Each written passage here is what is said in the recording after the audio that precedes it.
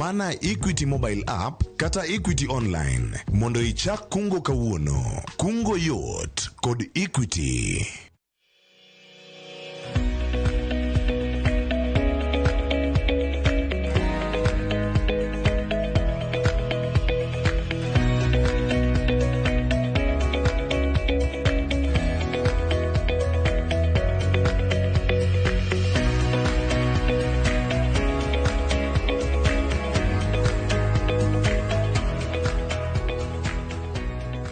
Arwaki chenro wa makawuono mar ohala gi mwandu. Chenro Mohamed ogoyo mbaka gi oganda luo mago matiyo matek e weche mag ohala kod keto mwandu. Kawa chopo singo marwa mano makelo twak makelo dongruok kaka oganda luo. Machiegni nyinga Lydia Okero.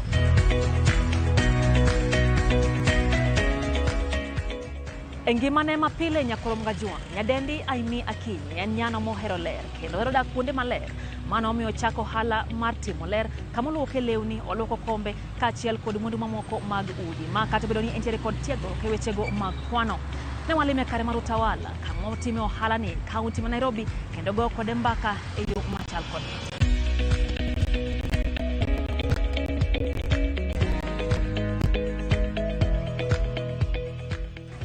Ani luonga ni Emi Akinyi. Onyuola Homa Bay County, aya kamoro ni Mbita Rusinga. Lakini adak Nairobi kai, Nairobi ema time ohala. By profession, an accountant by profession, manegi masome school. Nasomo Kenya College of Accountancy. Koro asebedo accountant for over 10 years. Then na quit last year mondo achako ohala. Ohala nachako timo 2021. Ema nachako timo ohala mar luoko ni, ema ne akama gi company ni mar Shine Bay Cleaners. Koro nachako time 2021, ndalo mane COVID ng'eny chande, ema nachako time. To nachako time kapod ondika, lakini bang'e last year ema nawe tich to a focus fully e ohala. Generally tu engimana an ng'at mohero ler. Koro kana neno ka gima ero timo kanyalo timo ne ng'ato mondo chula ayude pesa, naneno ka en ohala manyatimo. To kaka nachake initially, nachake mana ka side hustle, no ken gima natimo full time. Koro ninya yudo ni ng'eny ne weekend ema natime gande, nikech weekday nadhiga tich.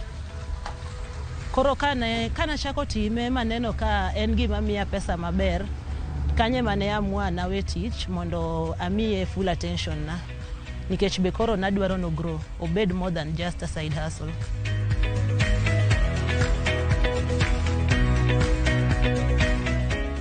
Mostly kana chako naluoko ga mana kombe gi carpets gi uteji. Then with the time achako luoko office. Then koro nyaka sani koro wayao laundry mantiere utawala kae. Kana chako natimega kenda. Koro kana chako natime kenda, but nitie seche moko mane tich ng'enyga to namanyo ji. Then na luongo osiepna moro, en be noyudo ka noken employed ndalogo, koro nokonya. Then bang'e kane wamedo yudo tich mang'eny to biashara ne grow, amedo ndiko ji.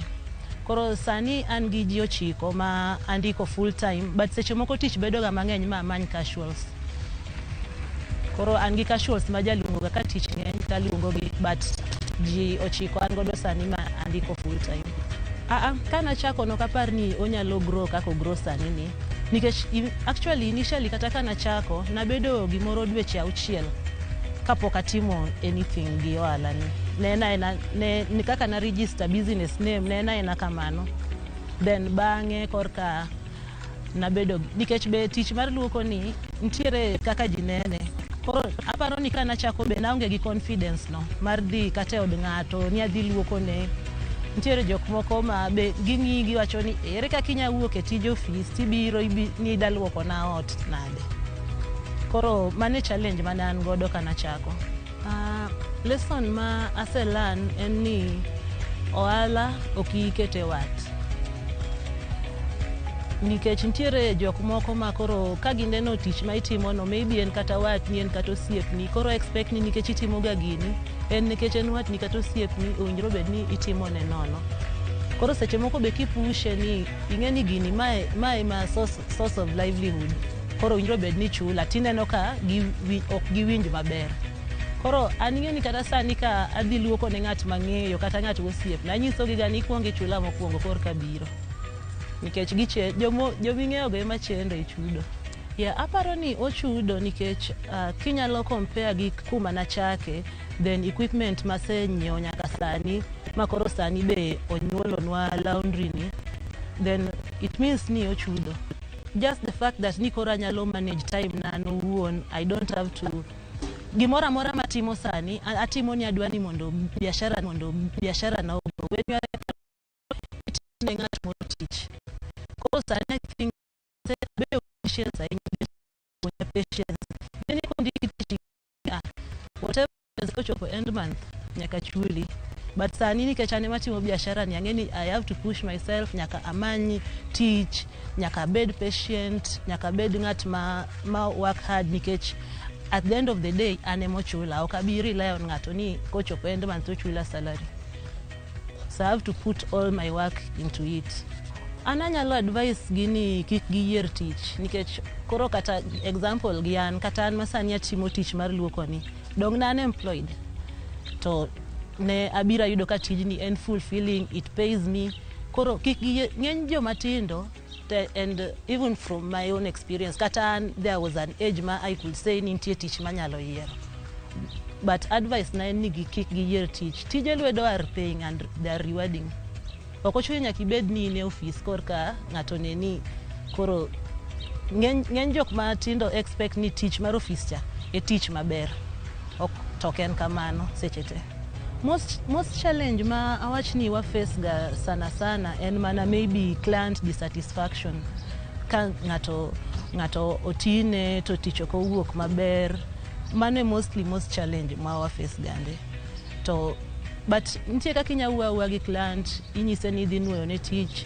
Ng'enyne nitiere be clients ma ok gidwa ni yor ji, gidwa ni nyaka ibed kanyo in person.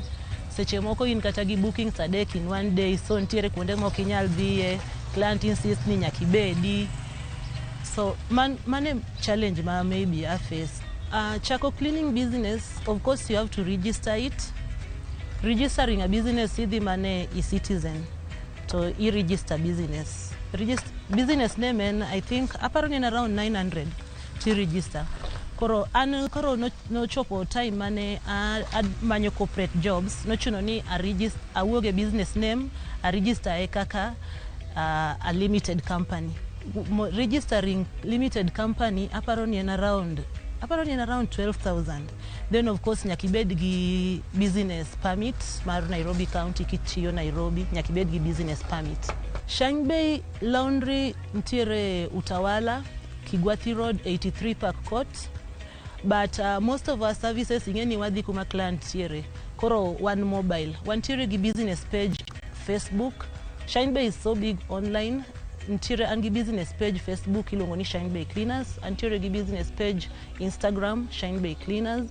One tiere TikTok. One tiere X Shine Bay Cleaners. Then most of our services gin gik mwabiro kuma in maintiere. Koro inyalo yudowa business pages go or unyalo goyo our business number 0795199680. Then make man appointment kodwa twabiro kama intie. Business number wa en 0795199680. Mogi keni gimed manamiyo wala kaka gimiyo waga pile. Ng'ata ma neno kanyacha ko biashara ni en rewarding. Inyatime kata kionge machines inyachaka. Gigo kata nachako maonge machines go gigo gin mana gik minyiewo pole pole.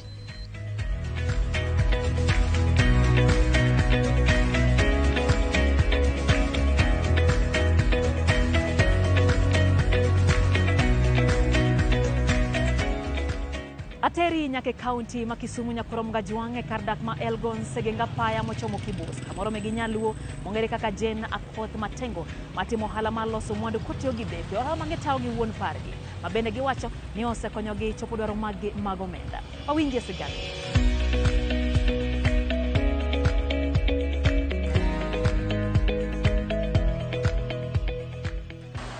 Nyinga Jena Koth Matengo. Ohanda niluongo ni Elijah Pallets. Ohanda ni nachako chakre higa ni dwe mar achiel, sani an gi dweche 8. Watimo furniture mag pallets. Waloso kombe, TV stand, stools, design hotels, kuonde ma imethe, kuonde michieme. Koro gimoro tendni, gimoro amora madil gi furniture watimo. Ohala ni nahero nikech odil gi pallets. Pallets gin bao moko miting'o go mizigo ka. Koro chieng' moro kana dhi e kampuni mar Tafom kuonde mattress, to naneno ni bepe ma mizigo gi koseti kodgi to ka gitur to jogi ne ketogi aketa bathe, giketa bathe. Koro naneno ni bepe gi kar mondo gitim nono ka, dong ginyalo loso furniture. Ema koro kana chako ohala ni to giloso furniture maber, kendo bepe gi otegno maber, giingo bepe moko mano Cyprus gi beyo kabisa. Ohanda ni nachako nikech mainly watibe gi jaoda, koro nwachako timo saving. Koro kana romo 50,000 ema nwachako go ohanda ni. Nwachako wanyiew machine, nwachako gi machine 2. Sani gi almost wan gi machine 7. Ohala ni challenge manene en ni bepe gi ng'eny ni ok giyudre Kisumu.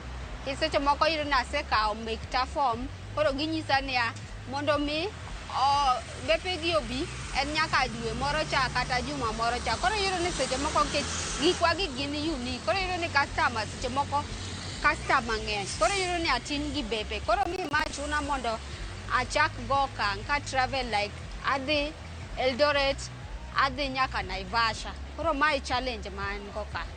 Aere kabisa nikech gigi unique ji oherogi. Mar ariyo, iyudo ni bepe gi bechgi ok tek kama moko gi. Kiyudo matin to gigolo na furniture mang'eny. Wan gi kamoro ma wan gi notebook maduong'. Ma samoro mora ma ka customer onyiepo, twang'iyo ni komni nwatiyo gi pallet adi e komni. To gik mage manene wanyiewo. Koro kwang golo ma to wagolo kama to wayudo profit. Koro mano be nyaka wang'i nikech seche moko wayudo kata kom 7,000 to seche moko wayudo customer mar 8,000. Koro iyudo ni seche moko ka customer odiya kabisa to mana adhi lal.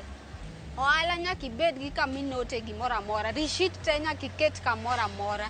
Ma kata at the end of the day, ing'iyo receipt gi ni to nanyiewo ang'o, gang'o tigolo tineno gik manitiyo godo gi gik maninyiewo kamano. Koro mano ohala maler. Ohanda ni ahere kabisa nikech profit ne ayude nitie gima ber. Koro iyudo ni kata sani, iyudo ni kata per day, kata customer nyalo yudo order moko like order moko 4-5. More compared to get sani e piny modake ni johero gik ma unique kabisa. Koro nyaka ahere nikech gike very unique to profit ne be ber. Lessons masalan kabisa ni ohala kitimo ka customer biro nyiewo gimoro, kik igol gimoro amora ka customer pok otieko. Gich ma yuda na inyora kabisa nikech customer biro to ywakore na ni miya kom adhigo ka abiro oro ni pesa. Koro yuro ni idwa chako manye gi simu, koro komak siri. Ng'ato komiya chance tanyalo yiero ohanda ni kabisa. Nikech ahere kabisa. Pallets gin gik ma ji neno gi anena ni magi gik ma useless. Koro momiya I make use of, ayudo atiyo kod gik ma ok reuse, atiyo kod gik ma oseti godo. Kendo ahere kabisa. Ohanda ni nigi pesa. Kich mokwongo kana chako, bang' dweche 8 masetimegi, asemedo machine 2. Mar ariyo aseloso kode ot dala. And then mar adek nitie savings masetimo. Anyalo jiwgi kabisa ni kichako ohanda ni kik iluor. Kata ibed mana gi machine achiel, kik iluor, chak kode. Dhi kume kampuni gi, idhi yudo pallet motore gi. Chaka kode, kik iluor. Kata iyudo mana siling 10,000 chak kode.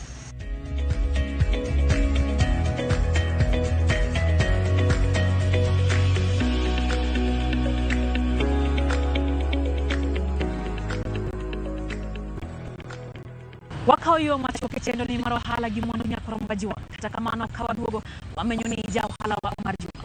Idhi mabor.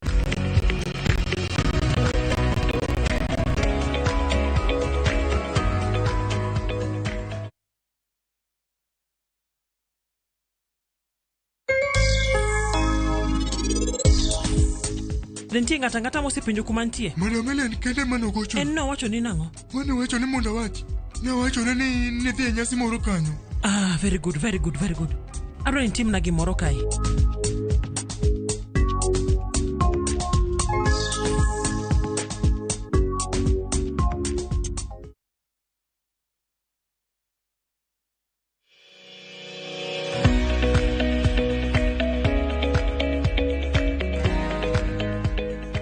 Machiegni kendo nyakrom gajwang' chendo ni mar ohala gi mwandu. En mor mara ipodi kete mana chendo ni wang' jony mari mihero mar Ramogi TV.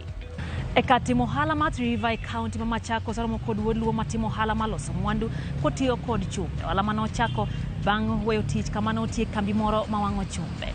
Ohala ni nyakrom gajwang' owacho ni osemiyo thuolo matiyo kod lony mare e loso mwandu mopogore opogore. Collins Otieno en ja ohala mar Juma.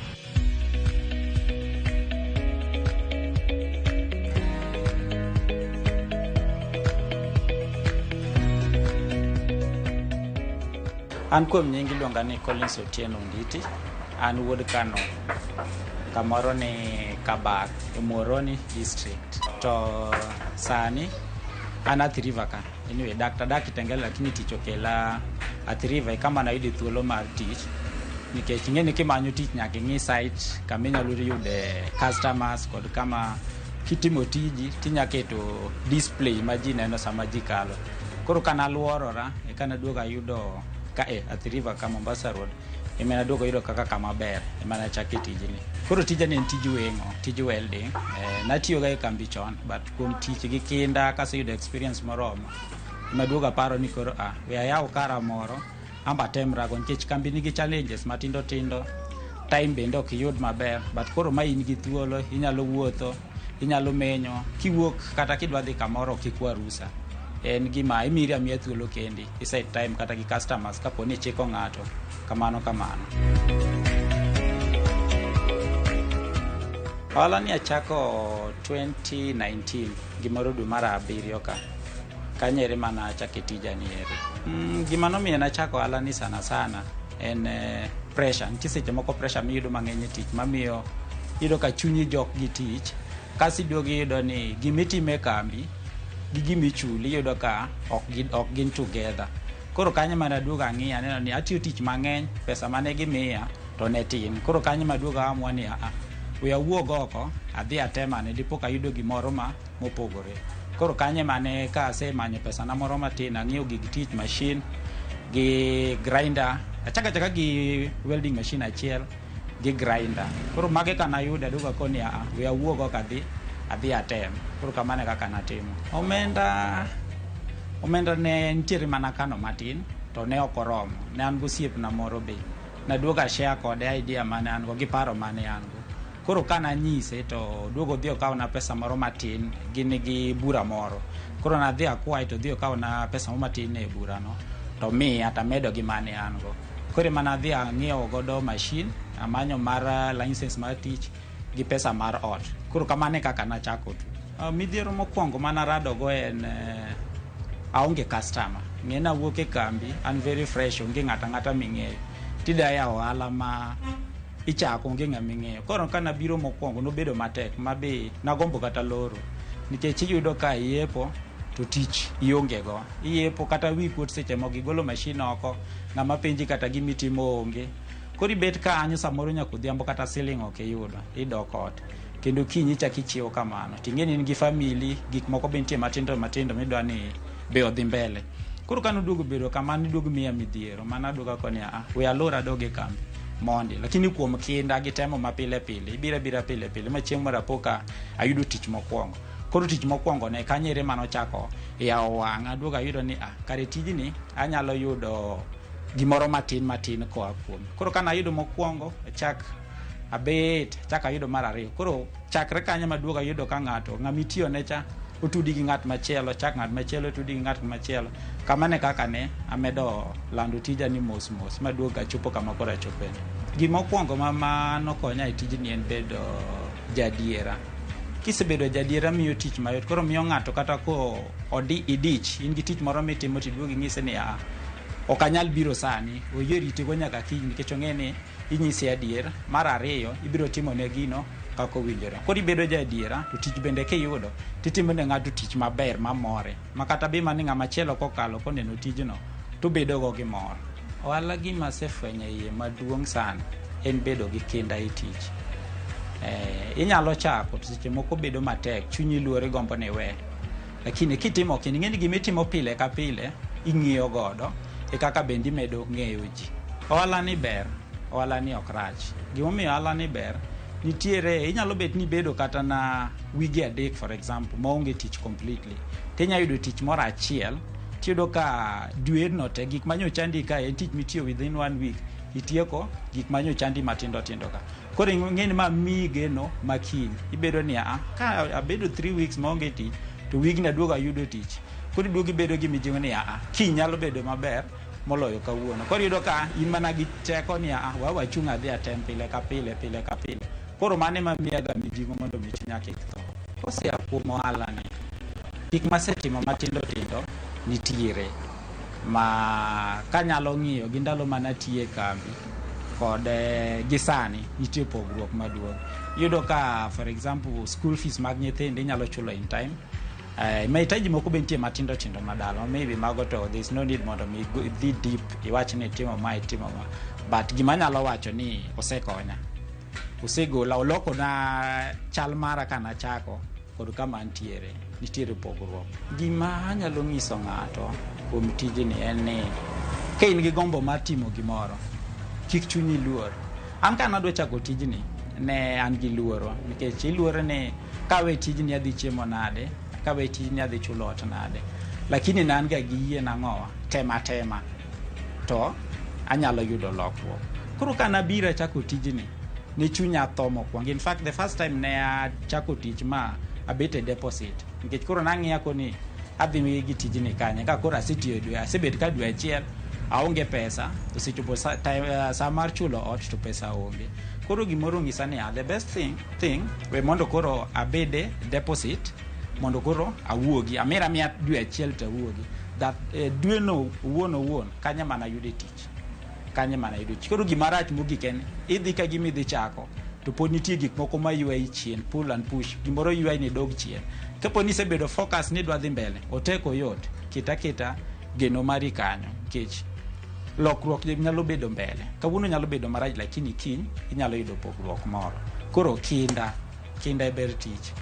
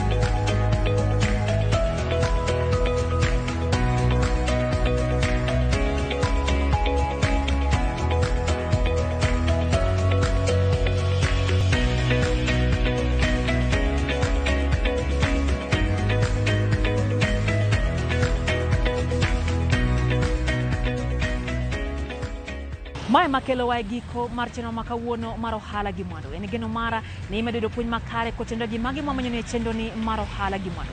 Tujiko dakendo juma manyien e seche makama. Omed goyo mbaka mago makelo dongruok kaka oganda luo. Uriti masani nyinga Lydia Okeo.